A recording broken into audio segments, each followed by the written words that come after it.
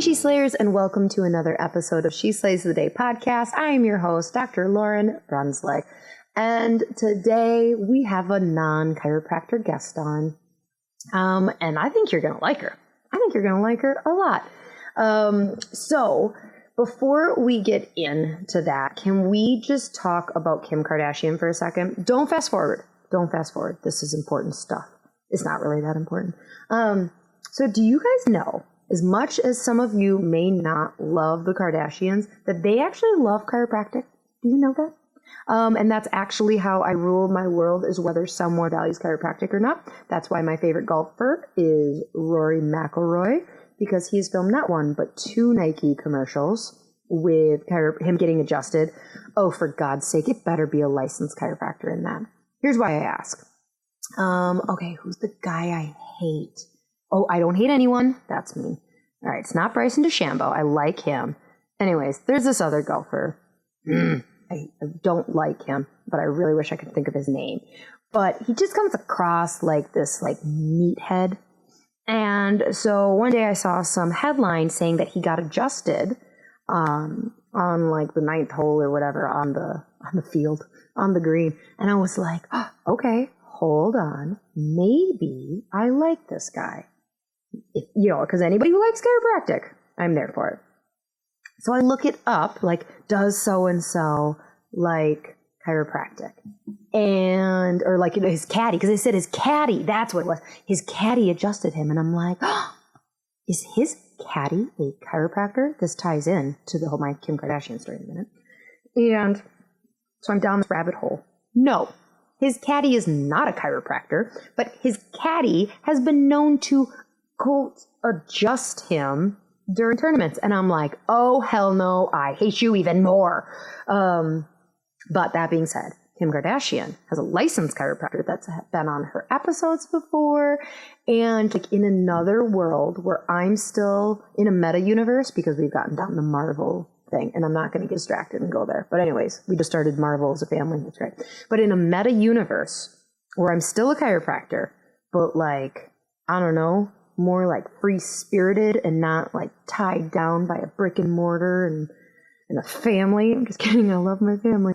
I have dreams that I would apply to be Kim Kardashian's nanny.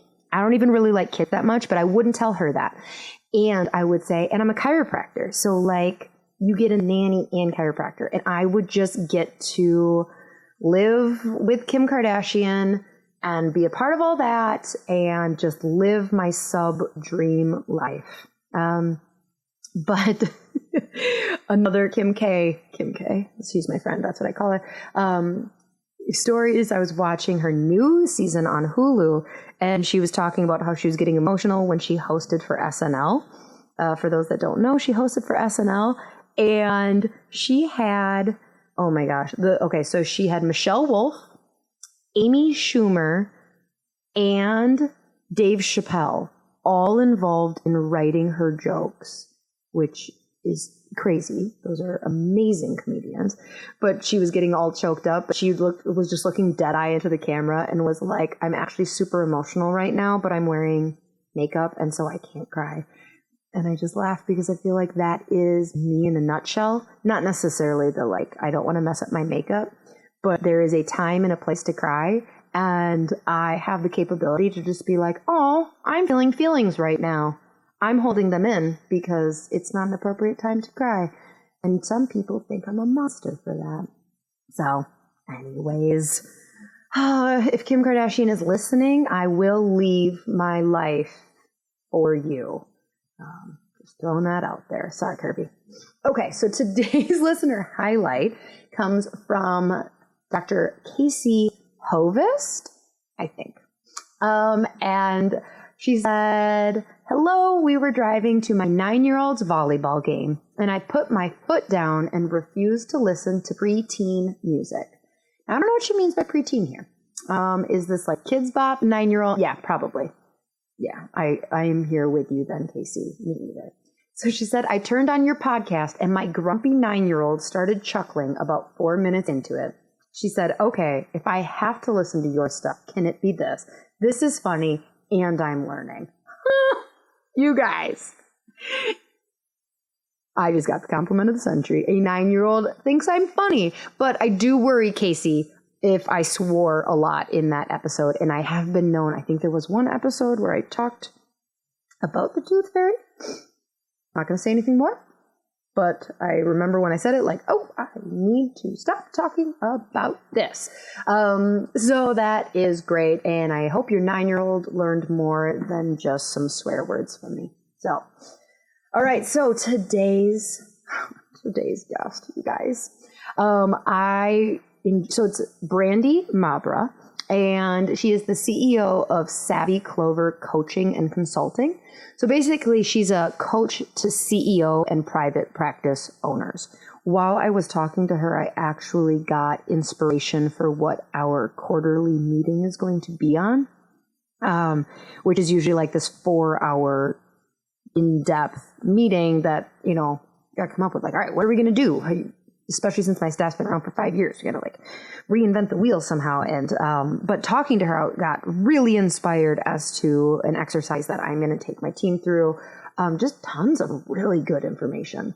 So she has 15 years of business management and leadership experience helping to build, manage, and lead multi-million-dollar group practices from the C-suite. And she explains what the C-suite is in our interview. So it's this experience that she uses to empower her clients to own their CEO status, streamline their operations, and build their ride or die dream teams.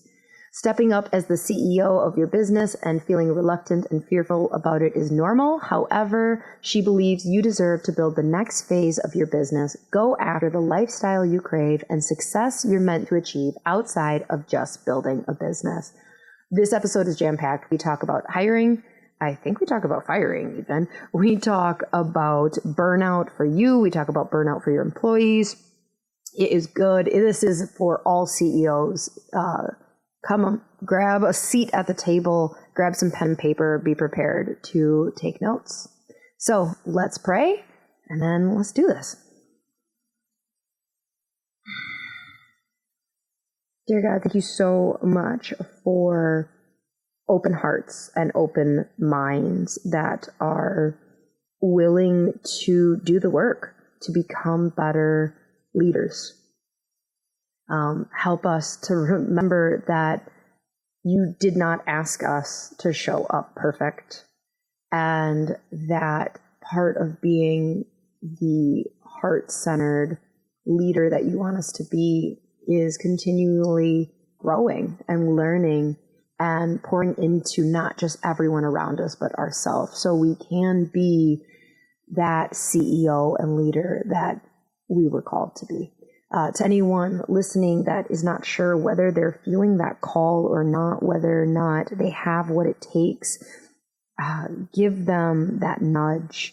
Be real, make it obvious to them, God. Like, just let them know what you want from them. Be the wind to their sailboat and encourage them to take action on building that CEO life, even if they don't believe in themselves quite yet. In your name we pray. Amen. Okay. Here is my conversation with Brandy Mabra. All right, Brandy. Well, I don't really have any other way than welcome you to the show except saying welcome to the She Slays the Day podcast. Thank you. I'm so excited. So we were talking about how you're from Charlotte, North Carolina, but don't carry the accent. No, I don't. Nice, very clear Midwest accent from Ohio. Yeah, but you know what's funny though is I remember I was on spring break and they thought that I was from the South. So they're like, "You talk Southern." And then when I moved down here, you know, it's just like, "Oh, you know, you don't have a Southern accent." So I'm you don't have a Southern accent. Yeah, you can't win. Okay, so let's jump in. So your brand and everything that you like to talk about and on your Instagram is about the CEO. And I feel like that is, I don't know, it's kind of becoming almost like a buzzword. So when you are talking CEO, is this anyone who owns a business? Is this like you don't have to own a business? Is it the same as a boss? Like, what does a CEO mean to you? Yeah, for me, it means that essentially you're taking ownership for what you're building. And so, as an entrepreneur, you are taking the accountability. Oftentimes, when we get into business, initially it's because of a passion or because we want to help people or because we want to make an impact. And so, when we dive in, that's great and wonderful. We're able to get to a certain place, but then it becomes, oh, this is a real business. Like, oh, this is, money. This is client experience. This is, hiring and team building and leading a team and, all the things that really go into having a profitable, sustainable business. And so when you think about things from a CEO perspective, I look at it from a business management leadership point of view. And then I also look at it from what are you doing for you as the business owner? For me specifically, I love working with private practice owners just because of my background. I come from 15 years of business management leadership experience building multi-million dollar practices. And so I know oftentimes when it comes to practitioners who are starting businesses and some of the clients that I work with, that business management leadership skill set isn't always taught. It can feel scary. It can feel kind of daunting. And so I believe when you own your CEO role and you take responsibility for what you're building and you take responsibility for yourself and you take responsibility for the business, and you can have a beautiful lifestyle where you're not at the mercy of what's happening, but you're more in control of what's happening. So that's what it means to me. Yeah, that's awesome. We talked a little bit before I started recording about like chiropractors and just kind of how it's almost presented like it's getting better. In 2022, it is officially better than it was when I graduated 11 years ago. But in general, we're kind of, it's just assumed you're gonna be CEO, you're gonna run your own business, and you kind of are made to feel bad about it if you're not. So in my world of chiropractic, what I see, and I'm curious to see if you see this like outside of chiropractic in other professions, is there's this like naivety, maybe that of like, being a business owner is gonna be awesome. I'm gonna love it. I see all these TikToks about how I should totally do this, and working for someone else is the worst. And then there's this like, it's not until you get going. It's like you start with this like momentum of like, ooh, what should my brand colors be? And what font should I use?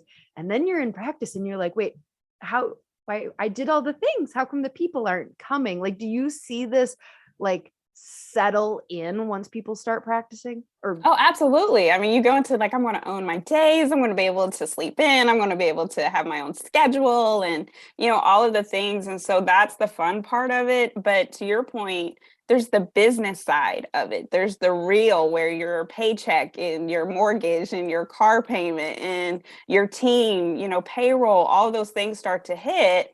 And if the clients aren't there, or if the revenue's down, or if things look off, or clients aren't happy, your team isn't happy, like all the things that can happen, yes, it's a reality check. And so I do see that amongst some of even just general business owners, but also I see it a lot with especially with private practice owners and just the different physicians that I work with. I work with therapists.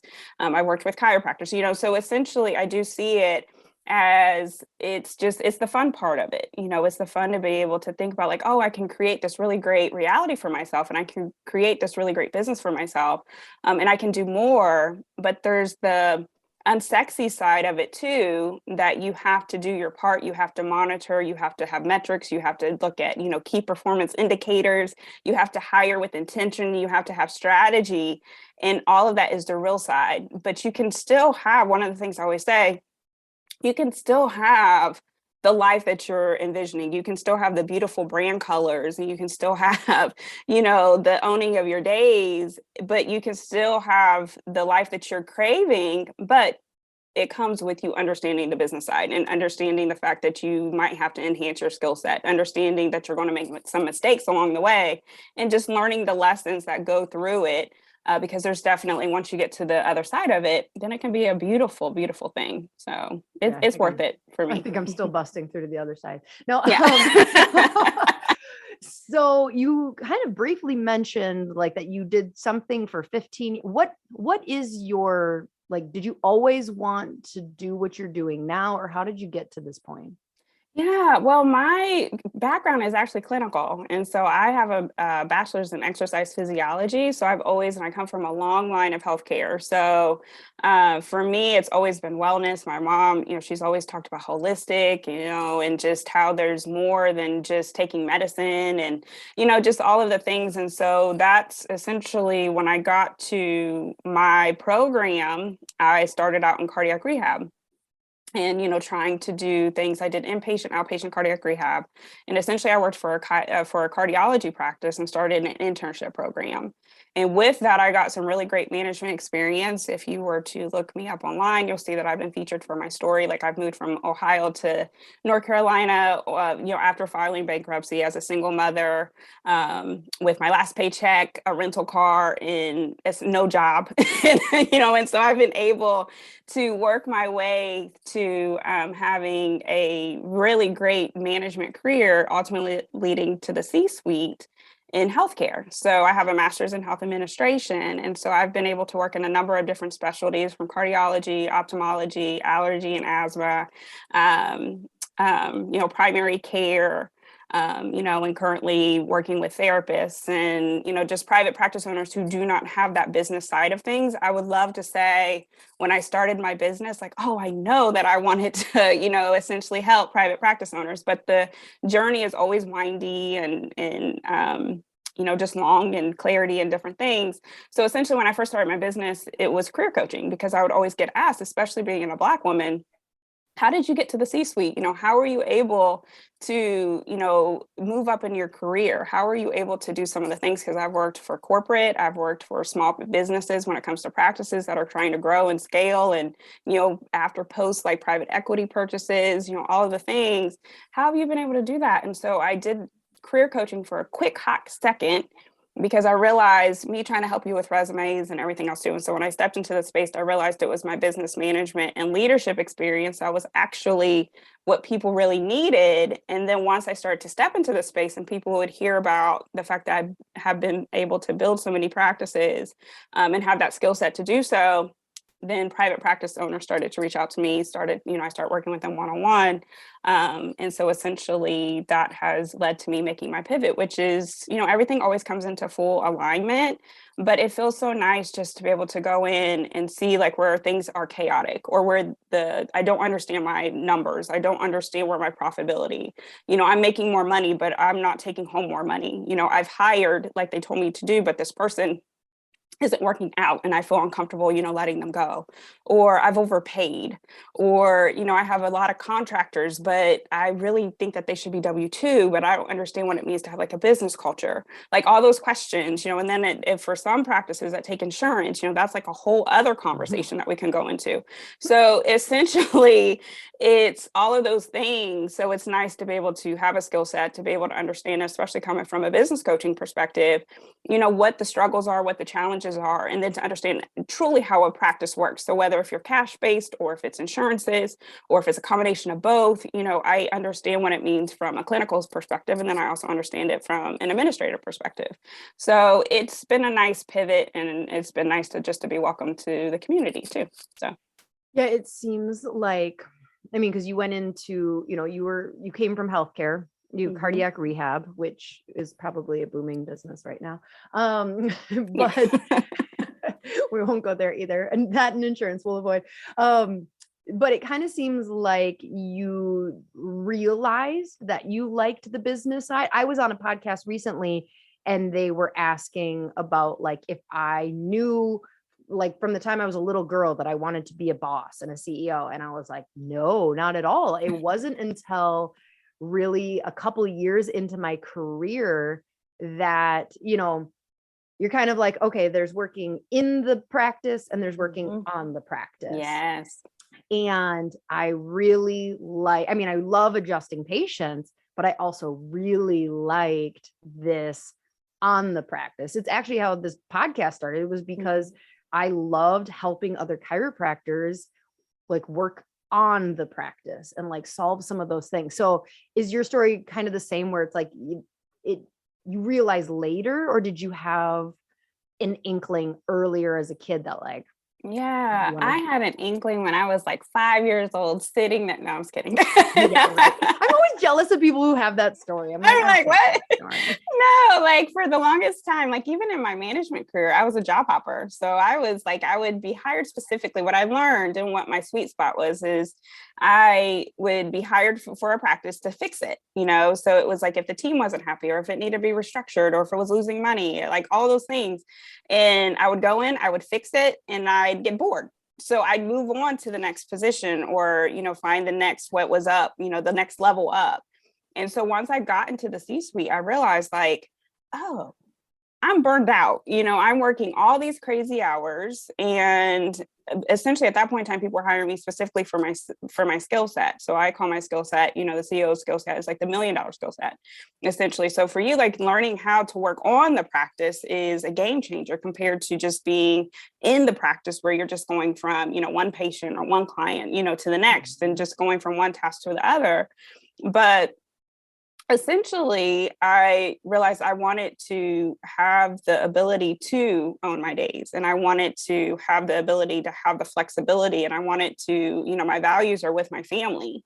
So essentially, that's what I put first, and that's what started to, in the regards to morph into this whole transition. Yeah, so it's all a journey. It's all a journey. And so it's, you know, I think everything always just comes full circle. But I created the position that I wanted for myself in my own C-suite compared to working for someone else's C-suite is essentially You what keep I came saying to the conclusion. C-suite. What is Mhm. C-suite? Sorry, C-suite is it's like where, you know, it's like in eventually like when your practice gets bigger and so you hire leadership, so like your leadership is inside the C-suite. So like for me I was a COO, so COOs, CEO, CFO, Oh, the C-suite. Yes, C, the the C-suite. C. Yes. I get So it. maybe my North Carolina accent or my Ohio accent has taken over, but yeah. So where your chief, you know, your chief operation Yep. people, your leadership is inside the C-suite. So, yeah. Got So it. it's just, yeah, it's just the people who are really truly working on the practice in Yes. order to like grow it and expand it. That's where I was. Okay. So I'd kind of like to start with like our single like business people, and then kind of as our conversation goes on, we can go towards the like bigger like big team, because I definitely have some like team questions for you. But let's start with somebody when they are like they initially hang their shield their shingle, and they are all the C's. they're Yeah. every C. They're everything. Do you find that they like, what are some of the struggles you see that person deal with? Oh, they're in the weeds. They're not thinking bigger. They're just literally thinking, I just have this day in front of me. Let me just focus on this day. They don't necessarily take the time that they need to work on the business. So even if you're at that stage where you're in the business, so you're the one who is, you're wearing all the C's, all the hats, you know, all the emails, doing all the billing, you know, like answering the phone, scheduling the appointments, like all of that. Essentially that's normal, but at some point in time you do have to make a shift. And so one of the things I always recommend is in the beginning stages to know this isn't going to be my life forever, and that you're going to at some point hire. So even if you're in that phase, to take some time to schedule some hours, to take a day, you know, just to look at metrics and see exactly what you're doing from a revenue standpoint, from a marketing standpoint, from, you know, client and patient experience standpoint, from if you do need to hire, you know, what is that going to look like for you? Because at some point in time, you're going to get to a place where it's not just going to be you anymore. So being more proactive compared to reactive, that's what I always find is it's just, you're just going again from one task to the next task to the next task. And then something happens, maybe you're trying to fix something, you fix it and then you move on to the next thing, compared to taking the time to actually think, oh, why am I fixing something? Or am I really enjoying what I'm working on? You know, do I want to do my own social media? Do I want to, you know, do I want to do all the scheduling? Do I want to answer the phone? Do I want to try to set up my own, you know, EHR system? Like, you know, like all of those types of things, just asking yourself the question and getting really clear on no, I don't. I don't want to be the one to do all these things. And even from a clinical perspective, do I want to be the one who is adjusting the patients? Like, do I enjoy this work? You might enjoy it in the beginning, but what I find is eventually at some point in time, there is a transition where I've talked to some of my clients and they're like, I don't want to do it. And I think sometimes that's a hard place to be because you feel guilty. You've spent money on your education. You've, gone to school for a long time, all of those things. And so to say, I don't enjoy this anymore, you feel that guilt, and it's a mindset shift. So even if you're in the midst of it, just face it to realize and step into what is the vision that you have truly for the practice. Where do you anticipate yourself being 5 years from now?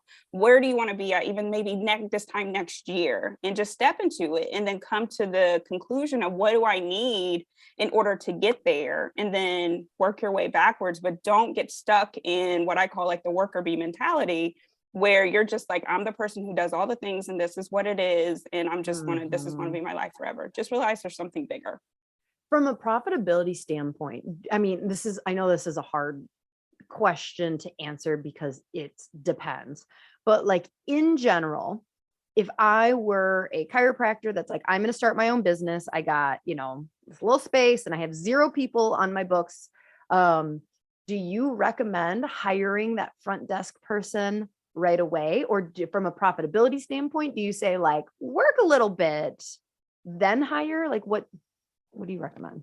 I say that if you're able to swing it higher, I always say hire early. If you can hire early, it's going to free things up on your plate, and it feels the opposite. So if you can, and it might not be where you're hiring someone to help you, 40 hours a week, but if you can hire someone maybe for a couple of hours, or if you can hire somebody for, maybe it's 5 hours a month, maybe it's 10 hours a month. If you can do that, then that's going to free you up in order to have your schedule more open in order to see more clients. So if you're so full with just doing all the mundane tasks or in the weeds work and not able to see really truly like where the money's coming from, then you're going to make less money compared to if you're able to free up your time and your space and get rid of some of the admin things. That's going to help you make more money. And then you take that mentality and you just build on it, and you build on it, as you're growing and you're scaling. And so people get so stuck in, well, I now have to pay that person, I don't have a lot of money. And they forget about the fact that it's going to free up your time so you can go out and you can make more money, essentially. Yeah. So this is a phenomenon that you're talking about. And I have experienced, oh my God, probably like 15 different times in the last 11 years where I go like, I definitely want to hire someone. And I think I am almost there. Once I get there, then I will feel comfortable hiring someone, but inevitably I get stuck here right before there, so like, let's say that I decided I wanted to hire my first front desk person, once I got to like 30 people a week, 30 adjustments a week. And that's when I feel like I'm going to be able to like, okay, I can swing the numbers. I would always get stuck just like in the 20s. And I would be like, oh my gosh, 28, 29, this is the week. And then like, maybe I would do 31 time. And I'd be like, okay, I just need to replicate it. And then I'm going to put an ad out, and then it'd be like 22. And I'm like, why is this something that you see? Like you just, how do you force people to like have to take the jump? Take the leap. Just take the leap. Sometimes, and I hate to say this, but I push my clients off the edge. Like, just take the leap, go ahead and hire. There was literally, and the opposite happens too. Sometimes you do hire. And I don't want to hear that. Yeah. And you don't, and you don't delegate though. So I've had clients where they're still working like 7 days a week and they have a team that's right there to take things. So if you're going to do it, take the leap, because if you do take the leap, then that 28 will turn into 31, 32, 33, 34, like all the things. So yeah, but we go through mindset. We usually go back and decide what's holding you back, because sometimes it's more than just the money. Like one of my clients, she's so nervous she's going to run out of money. Like if I make this next hire, the money is going to go dry. So going back to, where's that coming from? What's that fear? Because sometimes when you're not taking the next step, it's truly mindset. It's mindset. And why is it 30? Why is that your number? Just getting a little bit deeper, but ultimately you have to pull the trigger. You have to pull the trigger, and you have to trust yourself that you're going to be able to make it work, and that you're going to, excel, because you're going to be in a place again to see the 30th person, to see the 31st and the 32nd person, compared to, I only can see 28 people. Well, maybe if you had the time to, or someone else was maybe reaching out to the next person, or could call somebody, or could recall somebody, or get someone on the schedule, then you would hit 31 or 32, So but you have to be thinking about that bigger picture instead of in the weeds. Exactly. So key KPIs, key performance indicators for the listener. Are those what you look at in like the beginning? Like, is that what you really take into consideration when you're about to like take that leap of like looking at those and then leaping? And can you talk about like what are some of the common ones? Yeah, I would always say look at the number of visits that are happening. Week over week, month over month. Look at the money. It's like I say, look at money daily. So if you have money coming in daily, whether if it's through cash or if it's co-pays, or money that's coming in from insurance payments, like all of those things, look at the money, essentially, to find out where the money is coming in or the money is not coming in, sending out statements, reconciling your money. I find that oftentimes those financial processes are missing because they didn't grow the practice with those financial processes in mind. So that's a big one. So how much, like, daily revenue, weekly revenue, monthly revenue, are really great ones. Comparing month over month just to get a really good feel. And then once you're in your practice over time, then year over year when it comes to money. The other thing too is paying attention to visits, looking at visits, year over year, month over month. And then if you have a really great month, asking the question, why? If you're a combination of how money's coming in, getting a really clear understanding of where that money is coming from, so that way you can duplicate it or tap in more to it, those types of things. And then from hiring, once you actually have a team, then to, pay attention to, is there a certain amount of phone calls that are coming in? For you can always pay attention to that. So even going back to the client who's nervous about running out of money, well, she knows that there's about a 5,000 calls that come into her practice in a month. Her team is only able to answer about 1,200 of those calls, right? So essentially, if you're nervous about running out of money, that's not a problem. Within those 5,000 calls, I'm sure that there's clients who need to be seen, so essentially the question— She doesn't seem like she should be worried about running out of money. Exactly. But these are some of the mindset things too. So paying attention to what the true reality is of the performance of the practice. So again, how many phone calls are coming in? How many people are you seeing? How much money? And then you just get really clear on what the overall health is of the practice, and you step into that, because that's truly where the actual truth is going to be coming in from. What's your advice to someone who's in their first year though, where they're like, I don't know what a trend— that's a question I'll get of like, all right, well, this was my first March. So was it a good March? Or are Marches really good in practice? Which they are. Marches and Octobers are my favorite. But how do you tell a brand new CEO, like, how to take away trends when they don't have enough data, how to make predictions when they just don't have enough data yet?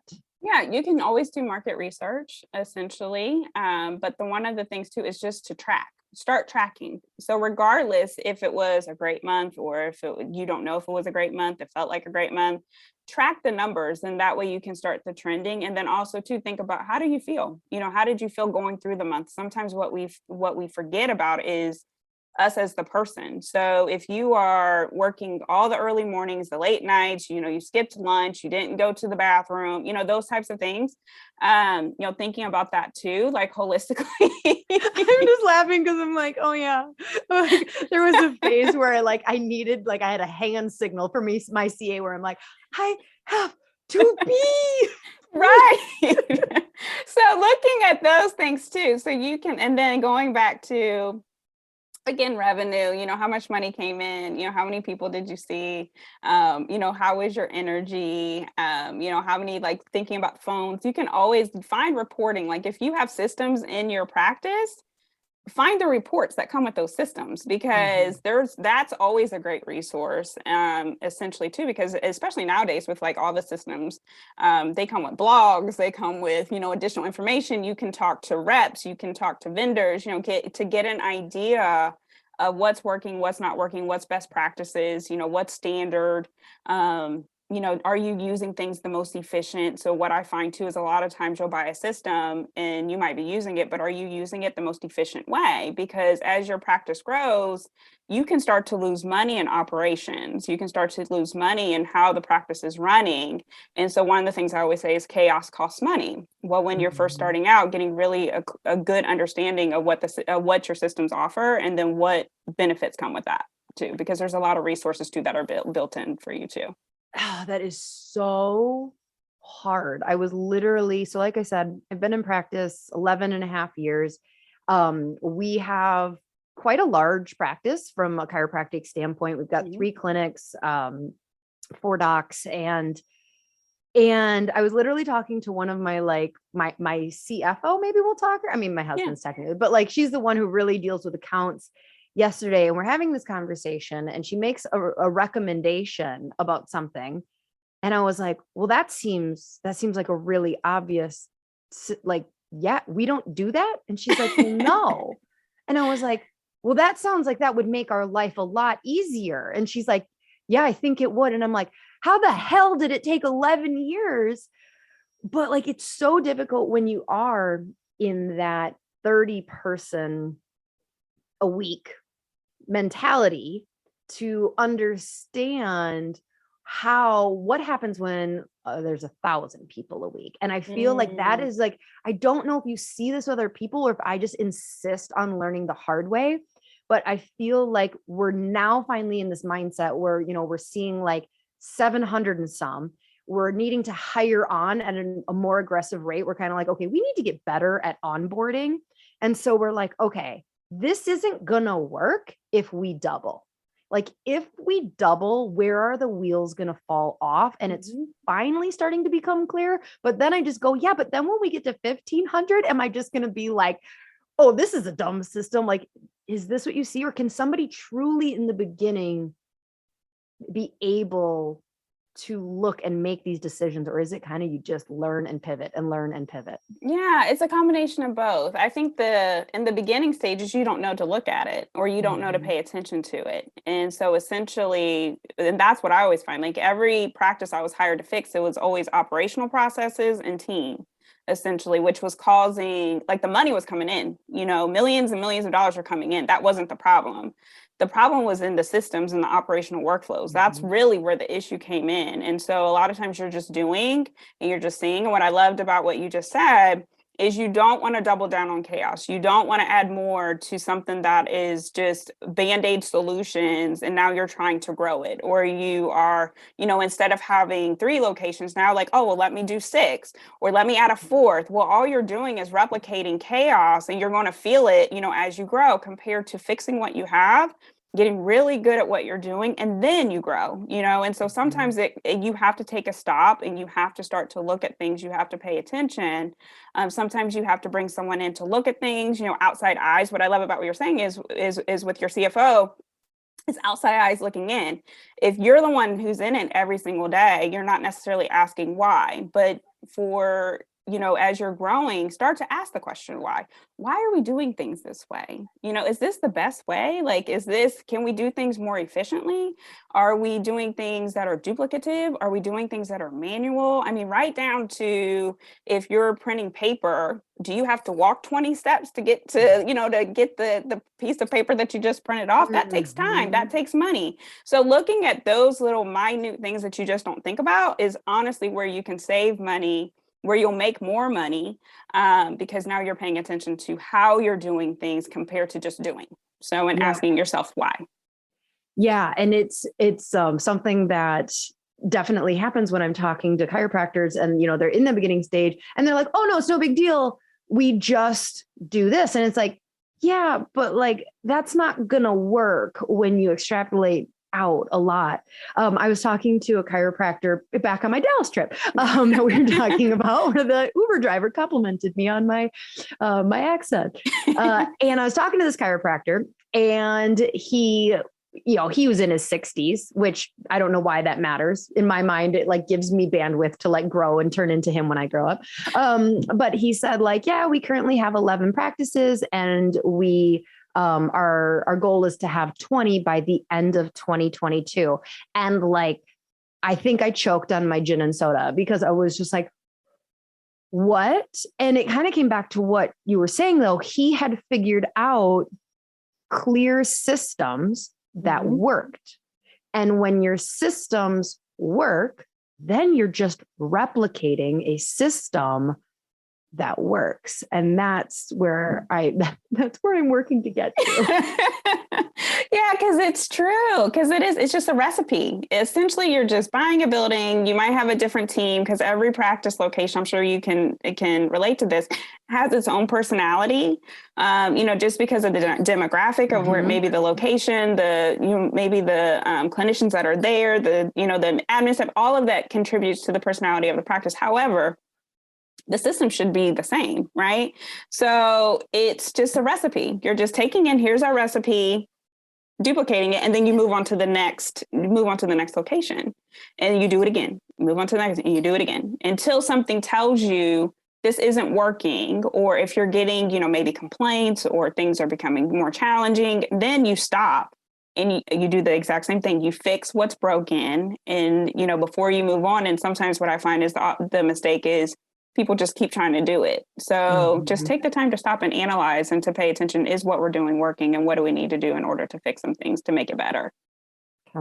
Let's talk about the skill set of an entrepreneur, the CEO. So one of the words that you already threw out there was when we talked about hiring that first person. And you said like they can fail. You push them out of the nest and they fail because they fail to delegate. Is delegation one of like the first most important skills to learn? Yes. Well, you want to hire the right person. So hiring with intention, making sure that you're clear on what you need that person to do. So having a job description, not just hiring somebody and saying, oh, well, I think you can do this. You might be able to help with this. No, having a clear understanding for what are they going to do after you hire them. So it starts there. But then once you hire them, then being willing to let things go, being willing to train, not feeling like you have to keep things on your plate because you're nervous. Like, well, I'm nervous to give it to them. They might mess it up, and essentially too, especially when it comes to your own business, that's your face, that's your reputation, that's your name. So there's a lot of like mindset things that can come with that. But ultimately realizing you're not doing yourself any favor and you're not doing your hire any favor by just keeping it with you. So delegate it. But when you delegate it, you delegate with clear communication. That means that you are asking for feedback. Is what I'm saying clear? Do you understand? Making sure that is there, having a due date. Having follow-up conversations about what you're delegating, especially in the beginning, and then making sure that you're just open to it, open to them making mistakes, open to you making mistakes, because as you're leading, especially if you've never led before or managed anybody before, it's going to be uncomfortable, essentially. Even for me, I've led hundreds of people and so it's just, even with my business, sometimes I struggle to delegate to my team. Sometimes I'm holding on to too many things. Sometimes I'm nervous to let things go. But at the end of the day, one of the things that I have done is I've given my team the flexibility and have encouraged them to give me feedback. So if they see I'm being a bottleneck, if they see I'm holding on to something, then they call me out. They call me out on it. Brandy, we need you to get out of the way. Brandy, we can do this. We got this. We understand. And so that's always making it, it's made it easier essentially, but it's just all about open, clear communication and realizing you don't have to be the one to do everything. You don't have to have all the answers. This isn't about perfection. It's essentially about you hiring somebody who can be a partner with you in order for you to build something that's going to be greater. Yeah, that whole being okay with them messing up and making mistakes. Oh, I don't like it. Like, I'm sure our business is not unique when I say this, but I am absolutely obsessed with the patient experience. Mm-hmm. And mess ups, like I know they happen because people are human and I mess up once a year for sure. But like I that's what's holding me back is like, I am totally okay with somebody doing it for me. Like, yes, I will delegate the heck out of something as long as they don't mess it up. And that's where I really struggle of like, I can do it faster and better. And it's just a mindset issue that I don't know how to get over. Yeah, I think always asking yourself, okay, if I get this off my plate, what is the worst thing that they can do with it? You know, what is the patient? And that's possible. That is possible. But let me ask you a question, you know, here. So if you do lose the patient, are you going to be able to rectify that situation? Would you be able to, you know, call the patient and to try to explain what happened or to take responsibility? I know that with all the patient complaints that I've ever taken, at some point, usually most times patients are understanding. Most times, you know, the phone call helps or the email helps or the, you know, just having the open conversation about what happened, what went wrong. That can be fixed, essentially. You know, it's not that every single patient is going to end up going to Google and giving you, you know, 1 star and I hate the provider and don't go to the office, you know, all those things. And even if sometimes I've had clients where that has happened and they've called, they've addressed the situation and the patient's gone and taken it down, you know, so it's, again, just getting really clear on what is the worst thing that can happen. And if that worst thing happens, what am I going to do? Will still be fine. Yeah. Like, what am I going to do to rectify it? And, you know, what is the best thing that can happen if I delegate this? It's so much easier to think about what the exactly. Yep. But what is the best thing that can happen if I get this off my plate? What am I going to be able to accomplish? You know, by this not being here. So think about both scenarios. Okay. All right. I'll keep working on it. Yeah. So one of the things so as we start building our team, you know, as a CEO, you just want everyone to love your baby as much as you do. But it's really difficult, you know, so I have 3 other doctors that work for me and I want them to stick around forever. So one of the how can I get my employees to have just the most buy-in possible without absolutely screwing over my profitability? Yeah. Because that's my answer is I'm like, let's just pay them more. My husband's like, they can't make more money than us. Right.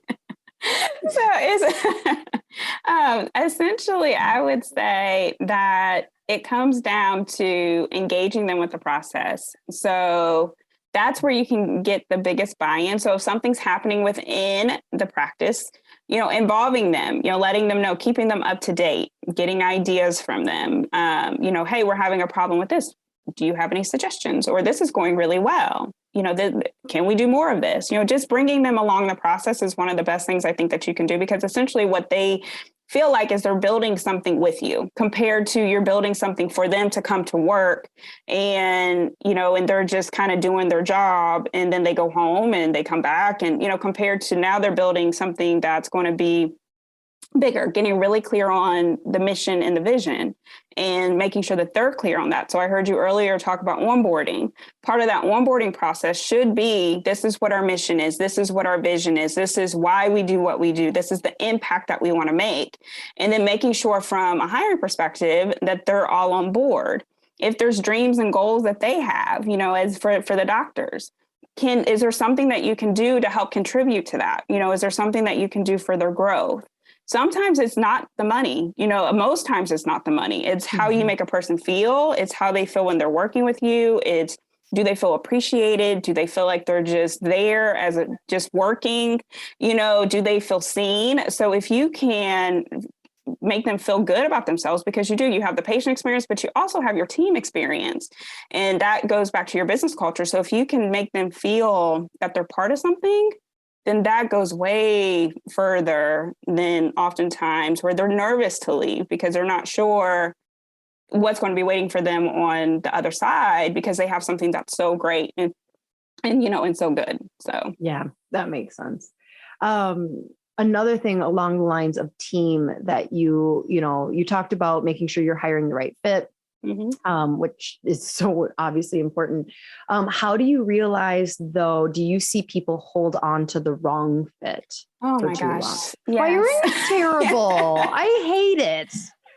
Like, oh goodness gracious, the way that I've looked, and that's human nature. We're all good people. We don't want to, in our mind, it's their livelihood, it's their paycheck, it's who they are as a person, all those things.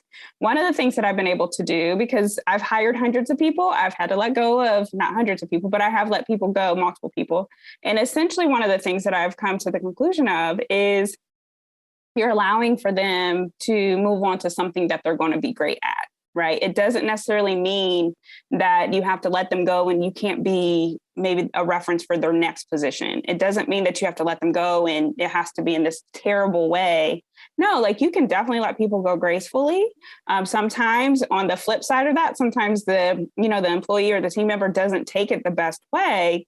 But at the end of the day, part of the unsexy side of being a CEO is you have to do what's in the best interest of the practice. But the way that I look at it too is you're doing what's in the best interest of the employee too. Because if they're not happy or if they're not doing a good job, oftentimes they're feeling that, especially if you've had multiple conversations. If you're doing a lot of, pouring into them, you're trying to help and mold and grow and, doing all those things and they're just not getting it, they're going to feel that too. So allow for them to move on to something that's going to be a better situation for them compared to you feeling bad and just trying to keep them there. But you're frustrated, they're frustrated, and it's just not working out. So if you've done your due diligence, then it should be an easier conversation to have. Right. So, but there's like a time period though where you're patient and pouring into them, right? Have you ever hired, what if I hired someone that I was just like, oh, I have like alarms going off. Like, do you still wait? And no. Let's see if we get, no. So no, no, when you know, when like essentially, And so one of the things I would say is 90 days, but within that first 30 days, you should have a good feeling of, I want to see, but if you were like, no, this just isn't a good fit, go ahead, cut the ties, let it go. Realize, learn from it. What happened? What did I miss? What did I see? What did I like in that person for me to even hire this person? So because sometimes we are hiring from a place of desperation. Sometimes we're hiring based on a vibe. Sometimes we're like, oh, I'm going out to dinner with this person and they're not really built from a skill set perspective. So looking at the situation, but yes, go ahead and let them go. It's funny because you hit on two words that were like my reflection of like an employee that just wasn't, is one, I hired from a place of desperation. And two, I thought, so our team in the grand scheme of things, it's not that big. I think we have 10 people. We're at a point where I forget, right? Like, it's like as a parent, I only have 2 kids, but like parents, when they get to like 5, they're like, do we have everybody? So it's really funny because I do the same thing with my team where I'll like throw out a coffee order and I'll be like, who are we missing? We got 1, 2, 3. Anyway, so I think we have 10. But the other word you used was like, are you hiring for a vibe? And so I thought, okay, as we're getting bigger, the key to a well-rounded team is having all these different personality types. Okay, different strengths. And I thought that meant that it might be okay if someone wasn't necessarily our vibe, because if we're growing, we don't want everyone to be because we were hiring a doctor. And I was like, well, there are people, I have a very strong personality type. I have a very specific type. And there are people, there's like a couple that don't like that, and they prefer a different doctor with a different personality type. So I thought like, well, I'll hire someone who's definitely very different. And some people and it's okay that maybe I don't. And that was a big mistake. So how do you hire a well-rounded team that involves different personality types while not falling into that trap? Yeah, you hit on it in regards to looking at strengths. So what's the strength that you need within the practice? You said your strength finder, right? What are Yeah, your yeah. So strengths? I am a relationship builder. That's essentially what it is. So like my 5 strengths are harmony, relator, responsibility, consistency, and activator. So yeah, so essentially if I go in, I'm going to be able to build a great relationship with you and, essentially, but when it comes to some of the strategy part of it, I struggle, which for my team, my director of operations, she's great with strategy, so we're able to, to be able to work things out and all that good stuff. But based on for the practice, just look at the strengths. Like, what are the strengths that you need?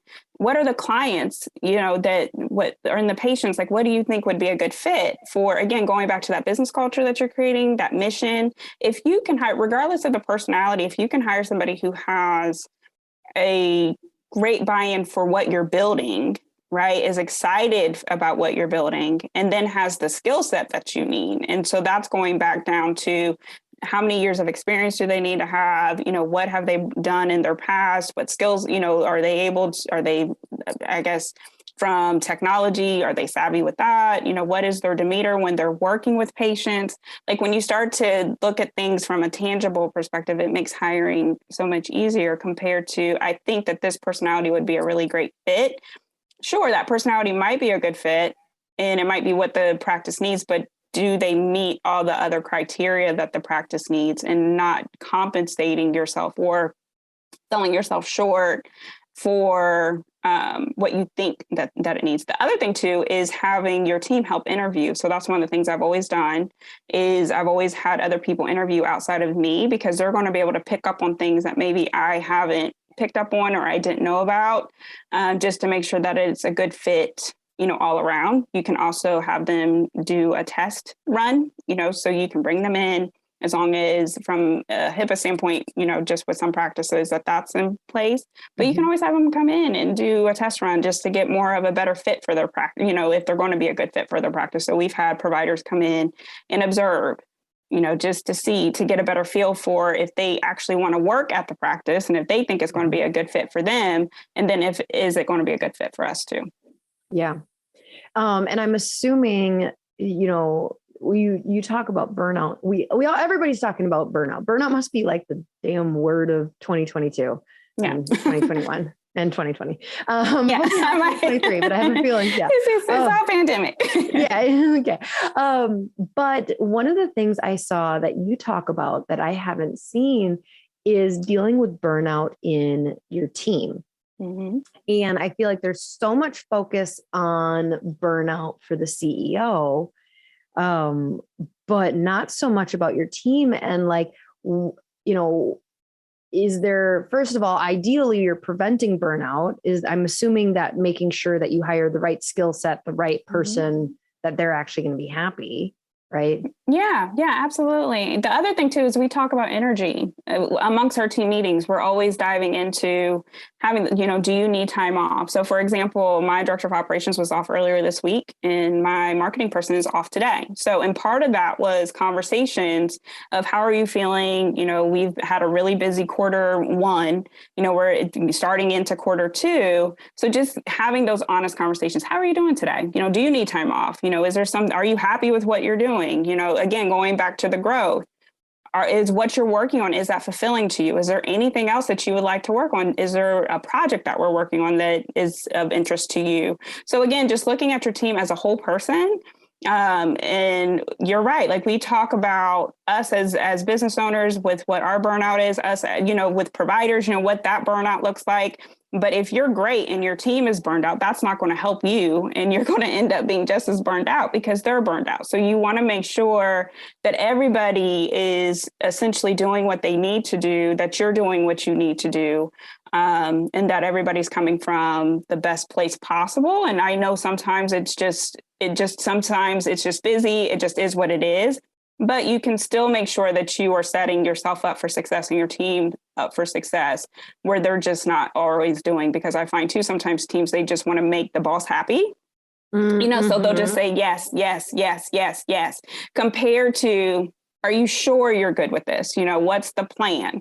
And letting them too have the ability to push back if they feel like, this is just, I have all these other projects that I need to do. Let me finish this before I take this on, and being okay with that, coming out with a plan for how can you still get it done. And then having real conversations. Do we need to add on an additional team member? That's part of how our team has grown. So we've had to hire because I've maxed out, one person, and they've been very honest saying, I think we need to delegate that to somebody else. What can we do about that? And so a lot of it's, again, it's just all about open communication and just being really honest. I love that. Well, so kind of final question here. Yeah. If you had to pick one thing that CEOs don't want to work on, but need to the most, like where can they spend like the majority of their time pouring into building a skill? Like whether it's the skill that's most lacking, but like, where do you see the thing that people need to build? This probably might be unexpected, but I'm going to say themselves, essentially themselves. When it comes down to building a practice and building a business, it's hard. It is hard work. There's a lot of dedication, tenacity that has to come with that, not always if you're not seeing a result, but still showing up, still doing the work, still stepping into that bigger vision, you have to be in a place where you're good. So if you are not making sure that you're good, and this is personally, this is energetically, this is, if you need a therapist, if you need, to take a vacation, if you need to take time off, if you need a rest on a Sunday or a Saturday, all of those things, you need to go home early. It's making sure that you're in a better place, because you can learn all the business strategy, you can learn all the skills, but you're not going to be in a place to actually absorb it because you aren't in a good place. So part of the work that I do, especially with my clients, is I always start with them first. And then we go into, enhancing the skill set and implementing strategy. But we always start with them as a person first. So you always start with you first, always. Okay, so if someone tell people where to get more of you, where they can like work with you, how do they find you? Yeah, thank you. You can find me on Instagram. I'm always on Instagram, so that's at Savvy Clover, SAVVYCLOVER coaching. And you can also find me on my website, so www.savvyclover.com. So there is a free business health checklist that's there waiting for you. So looking at your practice, including you holistically, there's some really great tips there for you too. So awesome. Well, thank you so much, Brandy. This is great. Like I said, 11 and a half years in, and I took like side notes of like what I need to work on with my team. Great. This is good. I'm terrible at this. No, thank you so much for having me. This was such a fun conversation. So thank you. Good. All right, She Slayers. I hope you loved and learned as much from this as I did. Go back, get pen and pencil if you were running or cleaning your house or something like that. And go find Brandy on Instagram. She's got a ton of free resources and information on there that is super, super helpful. So until next week, bye.